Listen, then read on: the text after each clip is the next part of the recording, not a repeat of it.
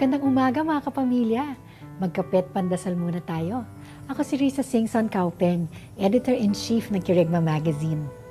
Nung minsan, pagkatapos ng misa, nakita kong umalis ang pari sa kapilya na may dalang ostya.